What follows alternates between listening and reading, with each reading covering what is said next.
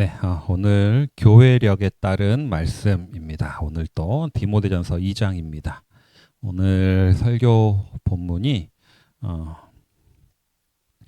꼭 교회력에 따른다고 제가 고지를 하는 이유는 제가 임의적으로 말씀을 고른 게 아니라는 것임을 알려드리려고 합니다. 사실 설교자가 아무리 말씀 중심으로 설교를 한다고 해도 사실은 설교 본문을 정할 때 이미 설교자의 의도가 들어가기 마련이거든요. 그렇기 때문에 저 매주 제가 본문을 정하기보다는 일정한 스케줄에 따라서 말씀을 전하려고 하는데요. 이렇게 서론의 말씀을 드리는 이유는 오늘 본문이 정치적으로 해석될 여지가 좀 있는 본문이기 때문에 그렇습니다. 본문 중에 2절에 보면 이렇게 얘기를 하고 있습니다. 왕들과 높은 지위에 있는 모든 사람들을 위해 기도하라고 되어 있습니다. 지금으로 따지면 이제 대통령을 포함해서 국민들의 위임을 받아 나라를 운영하는 이들을 위해서 기도하라라는 의미일 것입니다. 우리나라에서 이런 기도를 하는 가장 대표적인 곳이 국가조찬 기도회 일 것입니다. 우리나라 국가조찬 기도회는 박정희 대통령 때 시작되었습니다. 그때는 애초에 이름이 대통령조찬 기도회입니다. 우리나라 교회계 지도자들이 자발적으로 이런 기도회를 만들었고 당시 박정희 대통령이 허락하면서 이러한 국가조찬 기도회가 시작되었습니다. 왜냐하면 당시 그 정부는 쿠데타를 집권을 했기 때문에 이런 정권의 정당성이 부족한 상태였습니다. 그래서 반공 이데올로기를 내세운 개신교의 지지는 이 정권 유지에 큰 도움이 되었던 것이죠. 이로 인해서 한국 교회는 국가 지도자와 긴밀한 관계를 맺게 되었고 이를 통해서 이 당시 사회적으로 영향력이 확대되고 개신교가 폭발적으로 성장하는 토대가 되었습니다. 문제는 이 당시 박정희 정권이 군사 독재 정권이었다는 것이죠. 그리고 인권 탄압도 심했던 정권이었습니다. 그러나 국가조찬 기도회를 하는 곳에 한국교계 지도자들은 이러한 문제에는 침묵했고 오히려 독재를 옹호하는 발언들도 많이 했습니다. 노동자의 희생과 빈부격차가 심화되는 것과 같은 사회적 불의에는 침묵했습니다.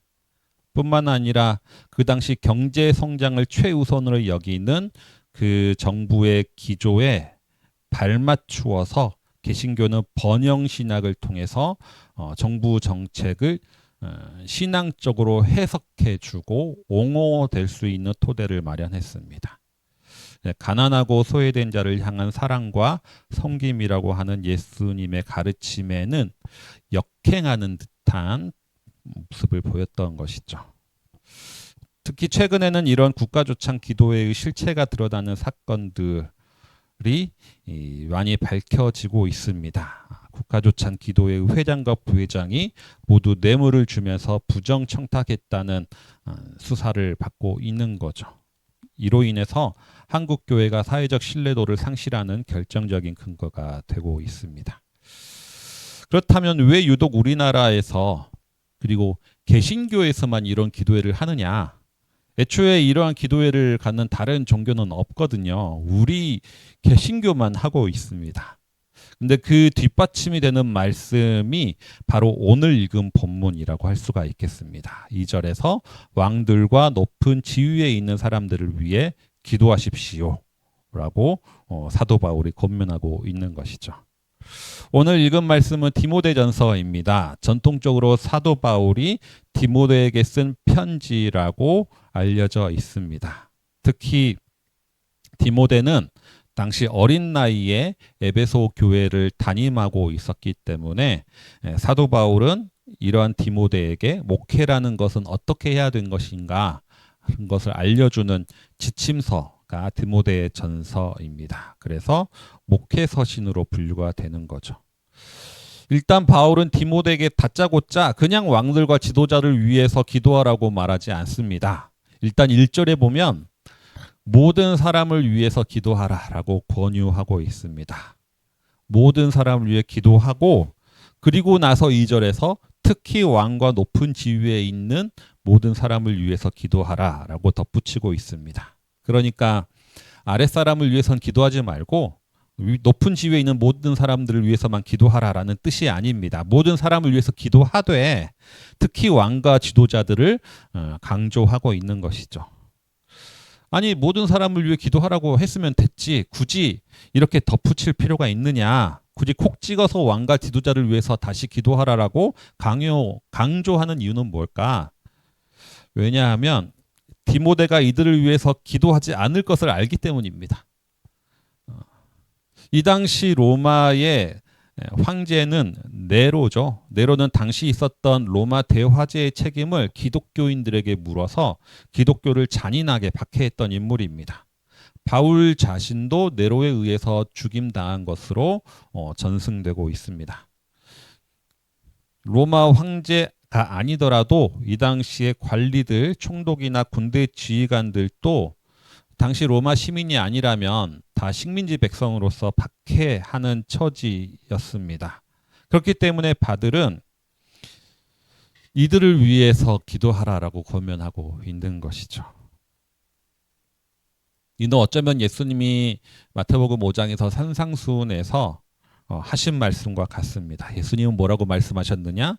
원수를 사랑하고 박해하는 자들을 위해서 기도하라 라고 얘기를 했던 거죠.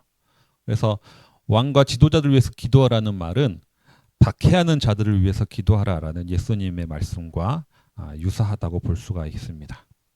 그렇다면 바울은 왜 이렇게 어려운 걸 디모데에게 권면하고 있는가?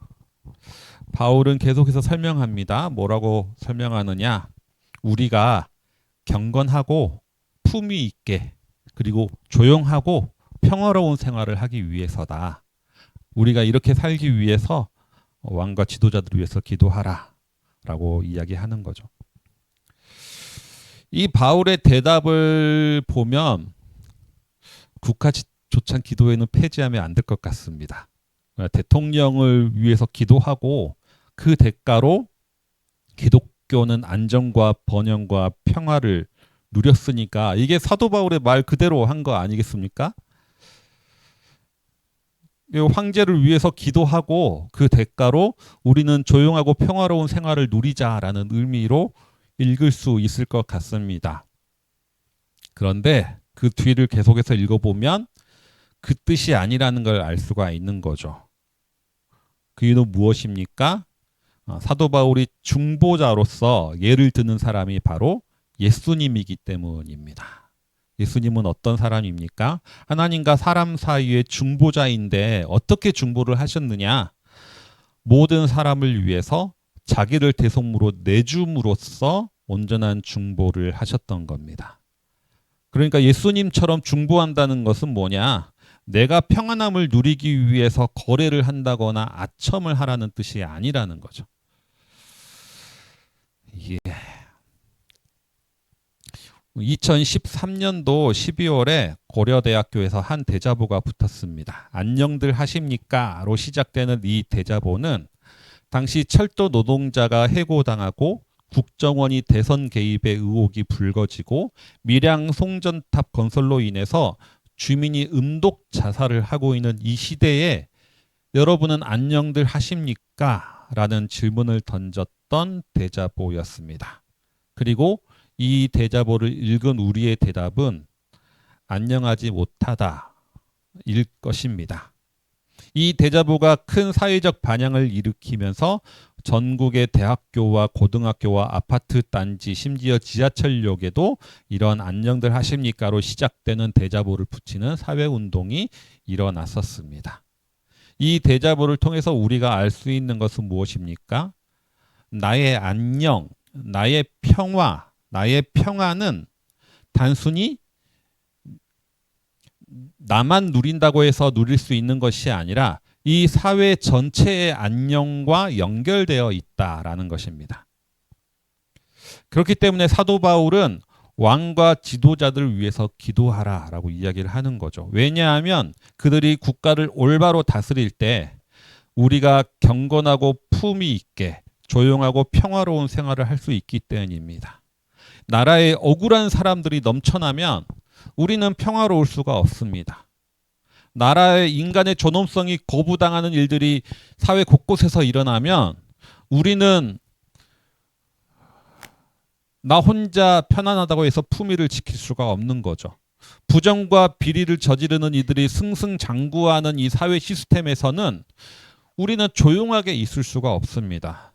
그렇기 때문에 우리가 평화를 누리기 위해서, 우리가 품위를 지키기 위해서, 우리가 조용하기 위해서는 나라를 다스리는 이들을 위해 기도해야 된다는 거죠. 그 기도는 단순히 권력자들을 위해서 복을 빌고 아첨하는 기도가 아닌 겁니다. 그들의 다스림을 통해서 정의와 평화가 바로 세워지기를 위한 기도인 거죠.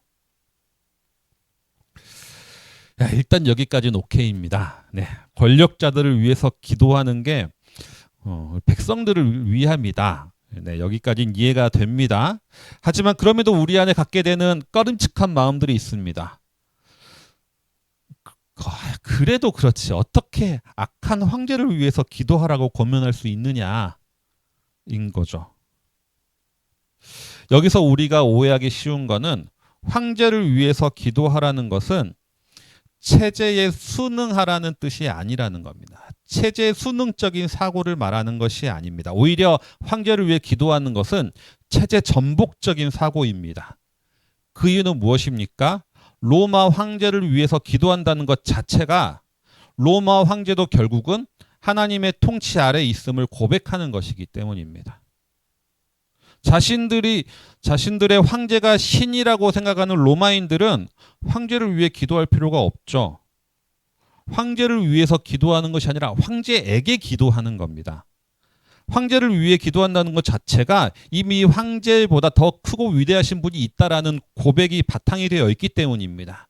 그렇기 때문에 겉으로는 황제를 위해 기도하는 것 같지만 황제 숭배를 강요하는 로마 체제를 부정하는 것이 황제를 위한 기도라는 거죠. 악한 정권과 체제 속에서 드리는 그리스도인의 기도는 항상 체제 전복적일 수밖에 없습니다. 왜냐하면 기도는 어떻게 해서든지 결국은 하나님의 뜻대로 이루어지기를 바라는 것이기 때문입니다. 그리고 그 하나님은 악을 좋아하지 않으십니다.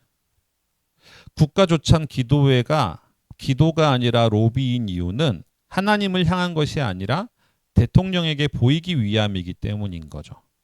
광화문이나 시청에서 하는 대규모 기도회가 기도가 아니라 시위인 이유는 하나님께 간구하는 것이 목적이 아니라 정치인들에게 아니면 다른 진영의 사람들에게 자신의 세를 과시하는 것이 목적이기 때문입니다.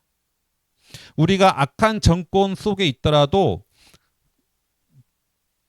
그들을 위해 기도할 수 있는 이유는 그들이 잘되고 복되게 하기 위해서가 아니라 이 정권도 결국 하나님이 통치하신다라는 적극적인 믿음의 고백 행위이기 때문에 그렇게 할 수 있다라는 거죠.